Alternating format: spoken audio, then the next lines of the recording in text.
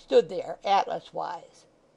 Then the long comrade got upon the table too, and seating himself in a lower chair than Mr. Tappertit's, with much state and ceremony, placed the large book on the shoulders of their mute companion as deliberately as if he had been a wooden desk, and prepared to make entries therein with a pen of corresponding size. When the long comrade had made these preparations he looked towards Mr. Tappertit, and Mr. Tappertit, flourishing the bone, knocked 9 times therewith upon one of the skulls. At the 9th stroke a third young gentleman emerged from the door leading to the skittle ground, and bowing low awaited his commands. "Prentice," said the mighty captain, "who awaits without?" The prentice made answer that a stranger was in attendance, who claimed admission into that secret society of prentice knights, and a free participation in their rights, privileges, and immunities. Thereupon Mr. Tappertit flourished the bone again, and giving the other skull a prodigious rap on the nose, exclaimed, "Admit him!" At these dread words the prentice bowed once more, and so withdrew as he had come. There soon appeared at the same door 2 other prentices, having between them a third, whose eyes were bandaged, and who was attired in a bag wig and a broad-skirted coat, trimmed with tarnished lace, and who was girded with a sword, in compliance with the laws of the institution regulating the introduction of candidates, which required them to assume this courtly dress, and kept it constantly in lavender for their convenience. One of the conductors of this novice held a rusty blunderbuss pointed towards his ear, and the other a very ancient sabre, with which he carved imaginary offenders as he came along in a sanguinary and anatomical manner. As this silent group advanced, Mr. Tappertit fixed his hat upon his head. The novice then laid his hand upon his breast, and bent before him. When he had humbled himself sufficiently, the captain ordered the bandage to be removed, and proceeded to eye him over. "Ha!" said the captain thoughtfully, when he had concluded this ordeal. "Proceed."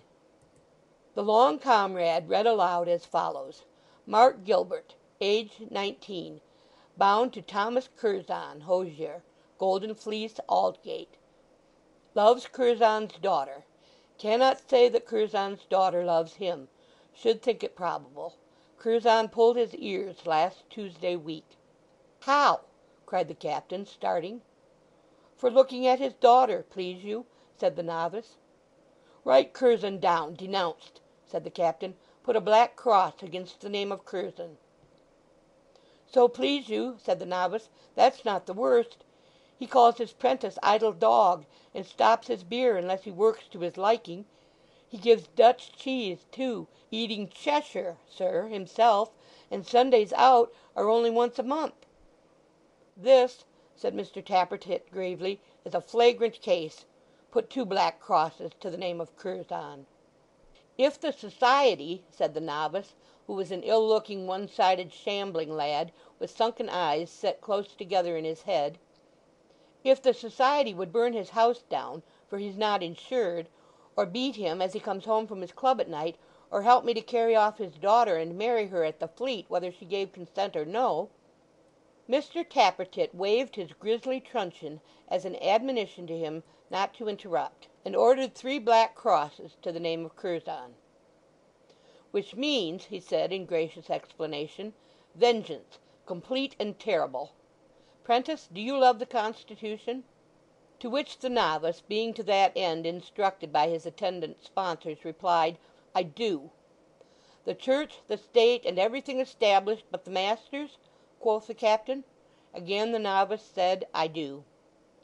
Having said it, he listened meekly to the captain, who, in an address prepared for such occasions, told him how that under that same Constitution, which was kept in a strong box somewhere, but where exactly he could not find out, or he would have endeavoured to procure a copy of it, the prentices had in times gone by had frequent holidays of right, broken people's heads by scores, defied their masters, nay, even achieved some glorious murders in the streets, which privileges had gradually been wrested from them, and in all which noble aspirations they were now restrained; how the degrading checks imposed upon them were unquestionably attributable to the innovating spirit of the times, and how they united therefore to resist all change, except such change as would restore those good old English customs by which they would stand or fall.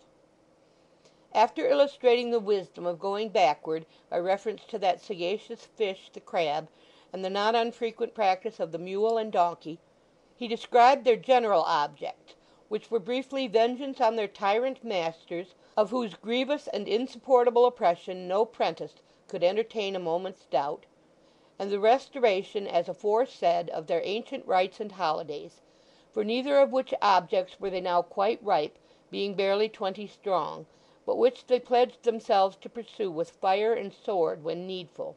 Then he described the oath which every member of that small remnant of a noble body took, and which was of a dreadful and impressive kind, binding him at the bidding of his chief to resist and obstruct the Lord Mayor, sword-bearer, and chaplain, to despise the authority of the sheriffs, and to hold the court of aldermen as naught, but not on any account, in case the fullness of time should bring a general rising of prentices, to damage or in any way disfigure Temple Bar, which was strictly constitutional and always to be approached with reverence.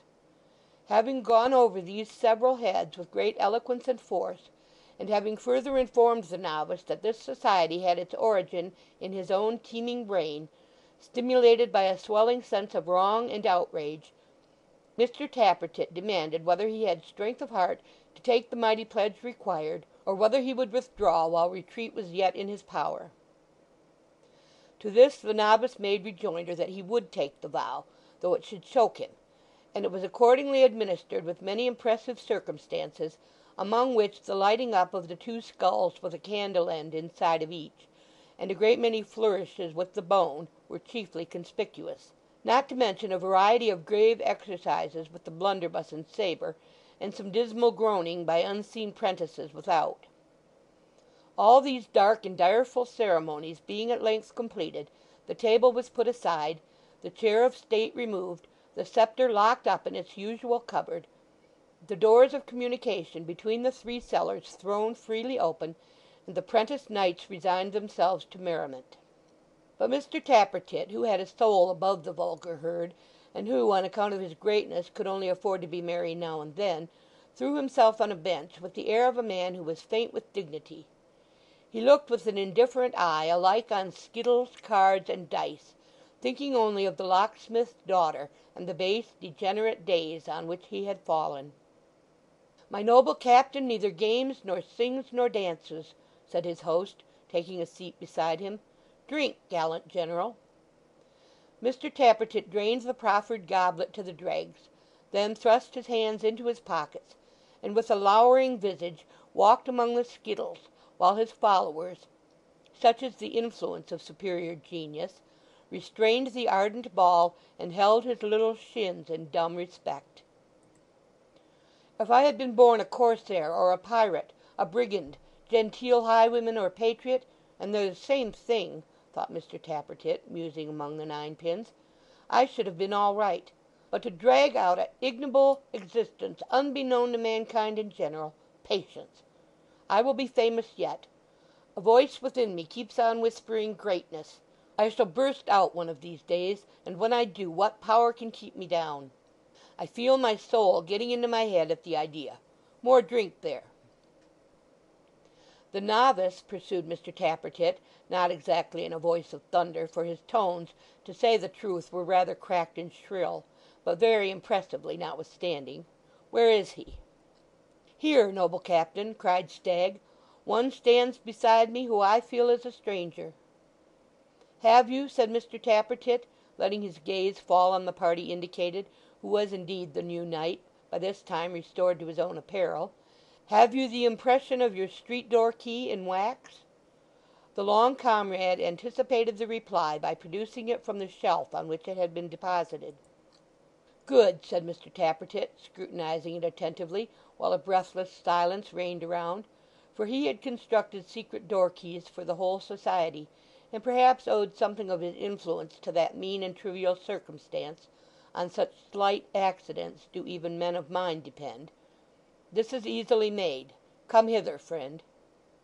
With that he beckoned the new knight apart, and putting the pattern in his pocket, motioned to him to walk by his side. "And so," he said, when they had taken a